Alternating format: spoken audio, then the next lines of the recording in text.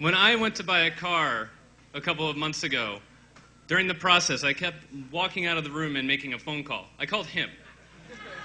This is Rob. And I shouted, no! Yes.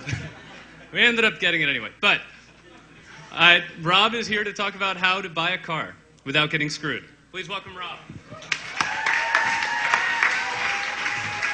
All right, thanks. I think that Brady asked me to do this talk because I may be one of the few people on the planet that actually really enjoys buying a new car. It's kind of one of the few examples of bare-knuckle boxing negotiation left on the planet. Everyone's generally pretty nice. So here, the first thing that I want to talk to you about is give yourself a lot of time.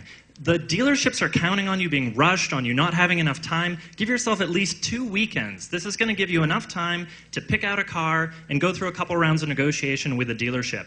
The very first thing you're going to do is you're going to go to your bank and you're going to get a loan from your bank. This is going to do a few things. While it is very possible that you might get a better deal from the dealership, it is unlikely. And getting a deal from the bank, you'll know how much you have, you'll know the rate that you're going to walk in on, and you're not going to have to rely on the dealership at the end when everything's all figured out to get you the money. So what do you do with your old car? Don't sell it to the dealership you're buying a car from. They've got you up against the wall. There's absolutely no reason why they should give you a good deal on this car. They're looking to make $1,200 to $1,800 selling it to someone who's then going to sell it to someone else. Sell it on Craigslist. Donate it. Sell it to a friend. Basically, anything you can do is better than selling it to them. Before you buy your car, you're going to pick out at least 3 different cars that you want and are interested in. You can go more than that, but try not to focus on one car because it will really narrow your options and prevent you from having options. Once you've got it down to 3 cars, you're going to want to go and test drive those cars. There's lots of articles on what to look for in a test drive. You know what a test drive is. You've all driven cars. Go out, play around with them, see what you like. Once you've test driven it and you've picked the car that you want, go home. Don't buy a car when you test drive it. Whatever they say, they could promise you sun, moon, and the stars, go home. Pick out the exact model you want. Make 2 lists. The options that you absolutely must have and the options that you would like. Put together this list, and you're going to use this list when you start calling dealers and getting prices. So you should use the invoice, right? No. Invoice is useless. The dealers have figured it out. They know how to add fees over, under, behind, around, everywhere. Ignore the invoice. It's just a distraction. The thing that you really want is competitive bidding. It's the only way that you're going to get the best price. Call 8 to 10 dealerships and tell them, I'm really interested in buying this car today. Can you give me a price? I'm doing competitive bidding. They will say, we don't do competitive bidding. And you'll say, if you give me the best price, I'll come down and buy it from you today. And they'll say, let me give you a call back. So you're going to do the competitive bidding, but the key is they'll try to tell you things like, we'll give you invoice plus $500. You'll show up and they'll say, plus these 18 fees, including the port fee, the ad fee, the paper fee, whatever. When you're doing your bidding, get it the drive it off the lot price. If I were to write you a check today, what is the final price with all of your ads onto there? And then once they've told you that and you found the right car, make sure they actually have it.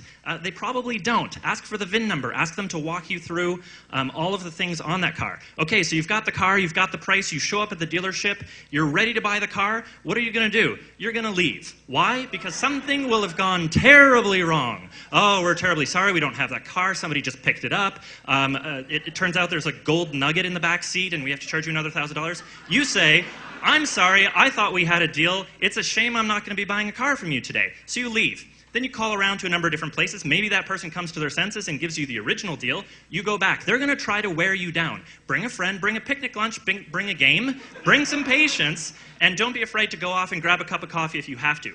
During this process, they will stick to your guns. If it seems weird, it is. I've had people say, here, sign this as-is slip.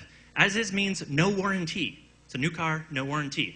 I've had people say, we can't write it on the contract because there's not enough space. If it seems weird, it is weird. Stick to your guns. You're smart people, right? However, you're going to feel like an asshole because you're going to feel like the one person they're going to say, really? Because everyone signs this as-is slip. What's your problem? Right? Stick to your guns. Don't worry about it. You'll feel like an asshole. That's normal. It means you're doing it right. Okay. Don't sign anything until you're done. They're going to keep trying to put things in front of you and have you sign it. Do not sign a single thing until the very end, all the way at the end, and you have everything lined up and the price is there and they've got the keys and you're going to do it, and make sure everything is in writing. Okay, so you've got the price locked. Now you're going to go into the back room. The back room is the ninja salesperson who has worked their way up to the highest margin room in the building. This person is smooth, they're suave, they're skilled. They'll tell you about all the beautiful Carnauba wax and extended warranties and tire rotations and all this fantastic things that just sound so good. don't buy any of it. You wouldn't stock up on candy at a movie theater to go home.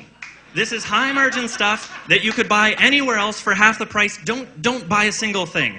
It'll make them cry, and you'll feel awful, but just really don't buy anything at all. Okay, so in recap, and I have 2 full slides of this, the same thing. Give yourself time. Take 2 full weekends to buy a car. It's going to take time. Just set it aside. You might not need it, but if you do, you have it. Sell your used cars separately. Get competitive bids literally from 8 to 10 dealerships for the final price. Walk out when the deal changes. You could go get coffee. It'll freak them out, and they'll try to tackle you at the door, but literally walk out.